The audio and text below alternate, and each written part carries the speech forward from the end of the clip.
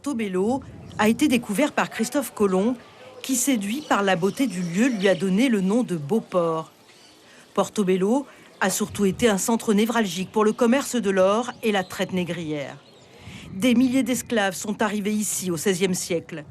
De cette histoire tragique restent des vestiges comme ce bâtiment des douanes ou ce fort avec ses canons pointés vers la mer des Caraïbes. Reste aussi et surtout une culture, la culture Congo et sa gardienne du temple, Mama Hari. La plupart de ceux qui ont été emmenés dans cette région viennent du Congo. Tout ici est Congo. La langue, c'est Congo. Tout ce qui est fait, c'est Congo.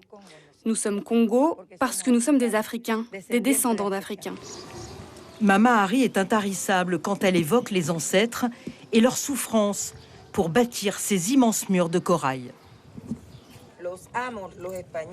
Les maîtres espagnols ont obligé les esclaves à s'immerger dans les profondeurs de la mer pour y couper ces coraux.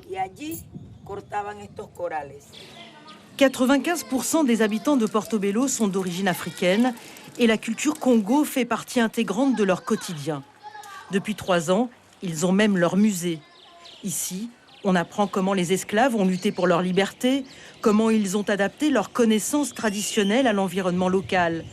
Une histoire singulière qui a valu à la culture Congo d'être inscrite depuis novembre 2018 au patrimoine culturel immatériel de l'UNESCO.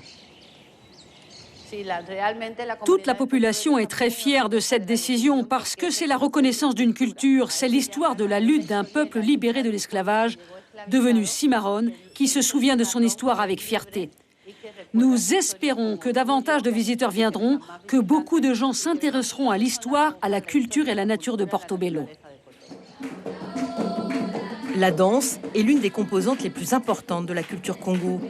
Une danse, mais aussi une forme d'expression pour dénoncer l'esclavage, évoquer les luttes pour la liberté ou encore parodier l'Église ou la couronne espagnole.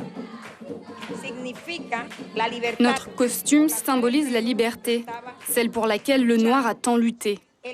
La couleur de la robe représente la nature et la largeur évoque la liberté. Et le tour que nous faisons lorsque nous dansons, c'est le tour qui devait nous mener à la liberté.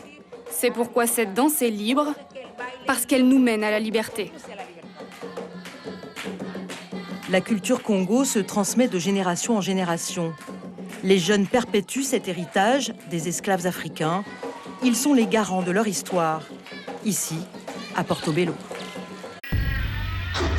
Suivez l'info sur Guyana Première, télé, radio et Internet.